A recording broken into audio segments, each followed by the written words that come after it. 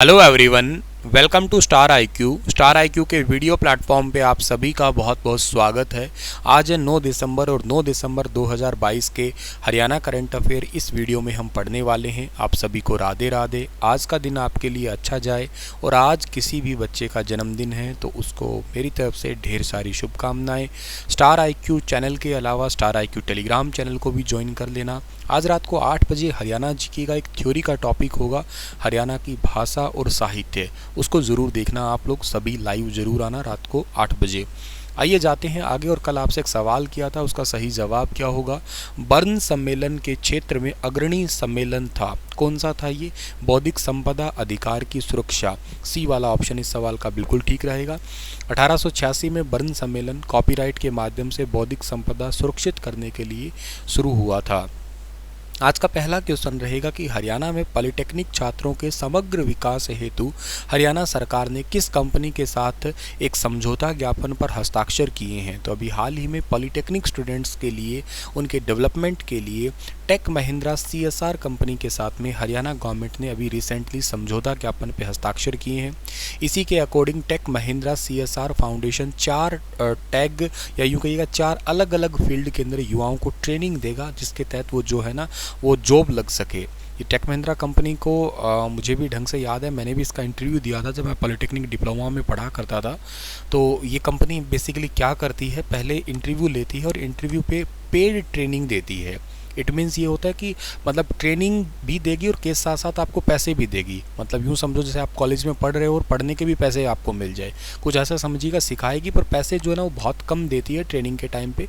मतलब उस टाइम पे इन्होंने ऑफ़र किए थे 6,000 से 8,000 के बीच में ऑफ़र कर रहे थे ये, ठीक है ना। मैंने तो हालांकि ज्वाइन नहीं किया था, लेकिन वैसे मुझे इसकी बारे में पता है कि ये पेड ट्रेनिंग होती है। और अच्छा, उसके बिहाफ पे ये ट्रेनिंग जनरली 1 साल की भी होती है, 6 महीने 8 महीने अलग अलग प्रोग्राम है।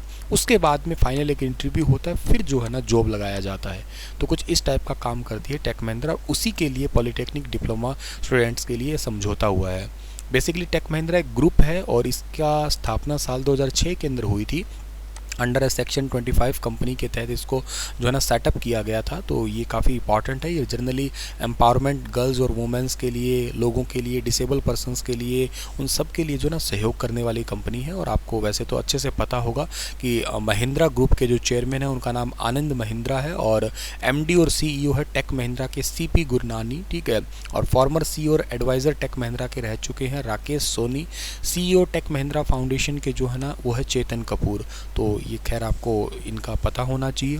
और रिसेंटली हरियाणा राज्य तकनीकी शिक्षा बोर्ड, जिसको आप लोग HSBTE बोलते हैं, Haryana state board technical education, जो पंचकुला के अंदर पड़ता है, इन्हीं की तरफ से स्वावलंबी युवा आत्मनिर्भर भारत एक पहल है। ये पहल जरूर याद रखना, एग्जाम पूछ सकता है आपसे। स्वावलंबी युवा आत्मनिर्भर भारत पहल, और इसी को मजबूत करने के लिए पॉलिटेक्निक के स्टूडेंट्स के लिए टेक महिंद्रा फाउंडेशन के साथ समझौता हुआ। इसमें HSBT के जो सचिव है उनका नाम है डॉक्टर राजेश गोयल और टेक महिंद्रा फाउंडेशन के चीफ ऑपरेटिंग ऑफिसर है श्री साजिद अली। इन दोनों ने आपस में जो है ना ये समझौता किया है, जो आपको फोटो में दिखाई दे रहे हैं। इसमें जो यूथ है उनको 4 अलग अलग फील्ड के अंदर जो है ना ट्रेनिंग दी जाएगी। हरियाणा के अंदर भी एक 11वां पॉलिटेक्निक कॉलेज जो कि अभी सहकारी संस्था के तहत चल रहा है, उसको गवर्नमेंट बनाने की न्यूज़ आई थी, मैंने आपको वो भी पढ़ाया होगा थोड़े दिन पहले।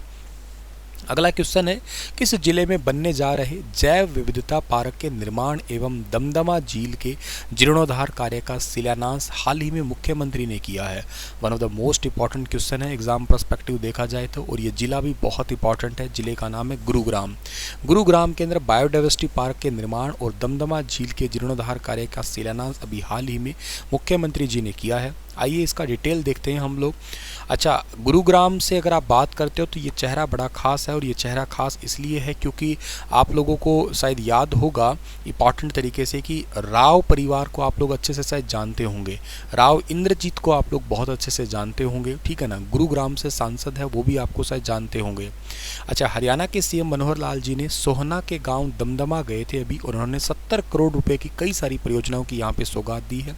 अरावली तलहटी की जड़ में ही 420 एकड़ भूमि जो बायोडाइवर्सिटी पार्क बनाने और 80 एकड़ ज़मीन पर फैली ज़मीन को जो दमदमा झील का कायाकल्प में शामिल करने के लिए अभी रिसेंटली जो है ना ENY संगठन और CSR के साथ में MOU साइन किया है। ये आने वाले 10 सालों के अंदर प्रोजेक्ट जो है ना तैयार हो जाएगा। एक तो बात ये इंपॉर्टेंट है। इसमें दूसरी वेरी इंपॉर्टेंट बात जो आपको एग्जाम पर्सपेक्टिव याद रखनी है, गुरुग्राम के कितने गांवों के अंदर जैव विविधता पार्क का निर्माण होगा। अगर ये क्वेश्चन आता तो इसका सही आंसर होगा 3 गांव। कौन कौन से 3 गांव हैं? एक गांव तो है दमदमा, एक है खेड़ला, एक गांव है अभयपुर। यहाँ पे 420 एकड़ के अंदर जैव विविधता पार्क है, इसका निर्माण होगा लगभग 80 एकड़ के अंदर। तो ये बायोडाइवर्सिटी पार्क बनने वाला है 420 एकड़ के अंदर। गाँव तीनों याद रखने, दमदमा, एक खेड़ला, एक अभयपुर। दमदमा आपको याद रहेगा, खेड़ला और अभयपुर आपके लिए हो सकता है नए हो। अगर आप गुरुग्राम एरिया से नहीं आते हैं तो बाकी और जिलों के लिए तो खैर नए लगेंगे, तो 1-2 बार पढ़ लेना, याद हो जाएगा आप लोगों को, ठीक है। इसके अलावा आप लोगों को ये भी याद रखना है कि दमदमा गांव के अंदर दमदमा झील है, वहाँ पे जो है ना क्योकिंग एंड कनॉइंग, जिसको आप लोग नौकायान से जुड़े हुए खेल जानते हो, तो इस खेल की प्रतिभा के लिए जो है ना एक प्रोजेक्ट साइन किया है CSR ट्रस्ट के साथ और उसमें 21 लाख रुपए देने की घोषणा की गई है अभी हाल ही में।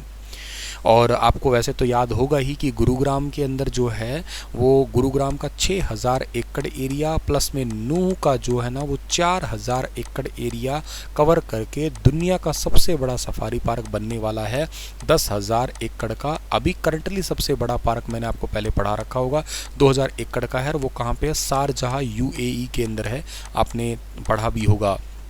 और UAE के अंदर भी रिसेंटली हमारे हरियाणा के मुख्यमंत्री साहब गए थे अक्टूबर फर्स्ट वीक में। तो 4 अक्टूबर के मेरे करंट अफेयर का वीडियो ज़रूर देखना, उसका जो पहला क्वेश्चन है ना वो ज़रूर याद रख लेना, क्योंकि सेम क्वेश्चन HTET में आया था, अभी मैंने वैसे पढ़ाया था आपको। और वो पहला क्वेश्चन ये था कि ग्लोबल जो इंडिया बनाने के लिए, यूँ कहिएगा ग्लोबल फाउंडेशन या ग्लोबल सिटी सेटअप करने के लिए Haryana state industrial and infrastructure corporation development department है ना, HSIIDC, ठीक है ना, डेवलपमेंट कॉरपोरेशन डिपार्टमेंट है जो पंचकुला के अंदर है, उसने समझौता किया है अभी हाल ही में ग्लोबल प्रोजेक्ट को आगे लेके जाने के लिए। इंडस्ट्रियल डेवलपमेंट या इंडस्ट्री के ग्रोथ के लिए हरियाणा में HSIIDC डिपार्टमेंट ही काम करता है। खैर, अगला सवाल हमारा रहेगा क्या, और गुरुग्राम में आपको पता होगा ना ग्रेन ATM है, अनाज ATM, कई सारे पेपरों में आ गया तो याद रखना ही है आपको। हरियाणा में अब हर महीने आएगा बिजली का बिल, यह व्यवस्था कब से लागू होगी? बहुत ज़्यादा क्यूरियोसिटी है इस सवाल को जानने के लिए, क्योंकि ये सवाल ना केवल एग्ज़ाम पर्सपेक्टिव इंपॉर्टेंट होगा, ये सवाल तो आपके लिए रोज़मर्रा की ज़िंदगी में भी थोड़ा बदलाव करने वाला है। अच्छा है या बुरा है इसके बारे में भी जानना ज़रूरी है, और प्लस में ऐसा बदलाव आ क्यों रहा है। पहले तो आपको ये पता होना चाहिए कि ये अब कितने महीनों में आता है, अब 2 महीने में आता है, सभी शायद जानते होंगे इसके बारे में। लेकिन आने वाले नए साल से जनवरी 2023 से ऐसा होगा कि अब ये बिल 2 महीने की बजाय 1 महीने पे आएगा। ऐसा बहुत सारे लोगों ने डिमांड की थी, लंबे समय से ये मांग उठती आ रही थी कि बिल 1 महीने में भेजा जाए। सबसे पहले घरेलू उपभोक्ताओं को इस योजना को जो है ना वो तैयारी स्टार्ट की जाएगी। उपभोक्ताओं को सिक्योरिटी के तौर पे 10% की राशि पहले ही जमा करवानी होगी। हर महीने के कम यूनिट होने से बिजली का बिल जो है ना कम आएगा। मतलब यूँ समझो कि हरियाणा बिजली का बिल 2 नहीं बल्कि 1 महीने में होगा, और ये स्टार्टिंग में जो है ना पंचकुला, अम्बाला, करनाल, गुरुग्राम और फरीदाबाद से स्टार्ट होंगे। इन जिलों के अंदर स्मार्ट मीटर लग चुके हैं। सबसे इम्पॉर्टेंट बात है, ये स्मार्ट मीटर लगाने की कवायद भी शुरू हो जाएगी नॉर्मल मीटर को हटा के। इसकी घोषणा भी रिसेंटली बिजली मंत्री हरियाणा के रणजीत सिंह चौटाला ने अधिकारियों को निर्देश भी दिए हैं, और आने वाले साल में हर महीने 1-1 महीने का बिल जो है ना वो आना स्टार्ट होगा इन जिलों के अंदर। अभी तक घोषणाओं के अनुसार तो कितने ज़िले हैं? एक पंचकुला, दूसरा अम्बाला, तीसरा करनाल, चौथा गुरुग्राम और 5वां फरीदाबाद। तो स्टार्टिंग में पायलट प्रोजेक्ट के तौर पे 5 जिले पंचकुला, अम्बाला, करनाल, गुरुग्राम, फरीदाबाद याद कर लेना, यहाँ से स्टार्ट हुआ है। भविष्य में exam perspective very important question बन सकता है। फ़ायदा क्या होता है सर इसका? देखो क्या है, इसमें 2 टाइप की सीरीज़ होती है। पहली सीरीज़ के अकॉर्डिंग 0 से 50 अगर यूनिट आती है तो 2 रुपये का खर्चा आता है उस पर, और अगर 51 से 100 में यूनिट चली जाती है तो 2.5 रुपये। अच्छा, ये तो चलो ठीक है। दूसरी लिस्ट एक और है जिसमें 0 से 150 तक यूनिट में 2.75, 150 से लेके मतलब 151 से 250 में लगभग 5.25 रुपये, 251 से 500 में 6.5 रुपये के लगभग 6.30, 500 से 800 में 7.10, और उसके बाद में नोट हर पर यूनिट के हिसाब से ही आता है, ठीक है ना, दर मतलब पर यूनिट के हिसाब से ही। तो जनरली क्या होता है 2 महीने में बिल आता है तो हम लोग यूनिट क्रॉस कर जाते हैं, लगभग इस वाली यूनिट के अंदर आ जाते हैं। इस करके लोगों ने डिमांड उठाई कि आप हर महीने बिजली का बिल दो।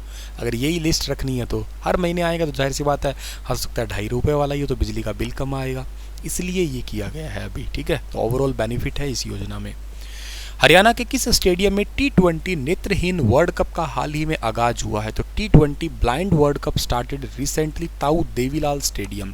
ये ताऊ देवीलाल स्टेडियम कहाँ का है? ये है गुरुग्राम का, ठीक है ना। गुरुग्राम के ताऊ देवीलाल स्टेडियम में स्टार्ट हुआ है। ये भीम सिंह स्टेडियम कहाँ पे है? ये भिवानी में पड़ता है। नाहर सिंह स्टेडियम फरीदाबाद का है। हरियाणा राज्य खेल परिसर है, ये भी फरीदाबाद के अंदर ही है। नाहर सिंह वन्य जीव अभ्यारण्य रेवाड़ी में है। याद रखना कुछ बच्चे गलत कर देते हैं, जैसे पेपरों में सवाल आता है तो जल्दबाजी में नाहर सिंह स्टेडियम को फरीदाबाद मतलब अभ्यारण्य को भी फरीदाबाद लगा देते हैं। होते हैं कई बार, ध्यान जिनका भटक जाता है तो गलत सवाल कर ही देते हैं वो। ताऊ देवीलाल स्टेडियम, इस प्रतियोगिता में 2 मैच, एक गुरुग्राम और फरीदाबाद के अंदर खेले जाएंगे। 7 देशों के बीच 17 दिसंबर तक ये मुकाबले चलने वाले हैं आपके। इसमें नेपाल, श्रीलंका, ऑस्ट्रेलिया समेत दुनिया की तमाम देशों की और टीम जो है ना वो इसमें शामिल होने वाली है। 17 दिसंबर तक ये गेम होंगे आपके। 24 मुकाबले इसमें होंगे, 11 दिन ये चलेंगे। दिल्ली NCR के अलावा टूर्नामेंट के मुकाबले पंजिम, कटक, इंदौर, कोच्चि ऐसे शहरों में भी होंगे। दोनों सेमीफाइनल और ग्रैंड फिनाले बेंगलुरु के अंदर ही होंगे, ठीक है। तो अजय रेड्डी की कप्तानी में भारत फरीदाबाद के स्लेज हैमर मैदान में जो है वो नेपाल के जो है ना खिलाफ अपना पहला मैच है वो खेल लेंगे, ठीक है। और इसका ताऊ देवीलाल स्टेडियम से आगाज हुआ है, मतलब ओपनिंग सेरेमनी हुई है, याद रखना। बाल हरियाणा केसरी का खिताब किसने जीता है? तो बाल हरियाणा केसरी का खिताब अभी हाल ही में जीता है साहिल जागलान ने। ऑप्शन नंबर बी इस सवाल का ठीक है। 92 किलोग्राम वेट कैटेगरी में इन्होंने खेलो इंडिया यूथ गेम के अंदर गोल्ड मेडल भी जीता है। पानीपत के इसराना के हैं, ये 17 साल के ही हैं पहलवान साहिल जागलान। हरियाणा दिवस के अवसर पर झज्जर के बामडोली के अंदर एक बाल हरियाणा केसरी का खिताब जो है ना इन्होंने अपने नाम किया है। तो ये भी वेरी वेरी इंपॉर्टेंट है जो आपको याद रखना है, ठीक है। 5 जून को पंचकुला के अंदर जो खेलो इंडिया हुई थी, जो आपका इवेंट चला था, उसमें पानीपत को पहला गोल्ड भी इन्होंने ही दिलाया था, ठीक है। तो इतनी चीज़ें आपको याद रहनी चाहिए। और इसी के साथ ही आपको एक बात और याद रखना है कि इस बाल हरियाणा केसरी में इनको 51,000 रुपये दिए गए हैं और के साथ ही इनको जो है ना धनराशि और गुर्ज से सम्मानित किया गया है, गद्दा वगैरह साथ में दिया गया है, ठीक है। आपके लिए क्वेश्चन छोड़ के जा रहा हूँ कि हरियाणा के राज्यपाल ने किसके द्वारा लिखित सरस्वती नदी और द आर्यंस नामक किताब का विमोचन किया है? विक्रम जागलान, पी लाल, दीपेश मोहंती, JP दलाल। बताइए विस्तार से इसके बारे में। कल फिर हाजिर होता हूँ लेटेस्ट अपडेट के साथ में। रेगुलर करंट अफेयर वीडियो देखा करें, देखने के साथ साथ प्लीज़ शेयर भी किया करें, इतना काम भी करें।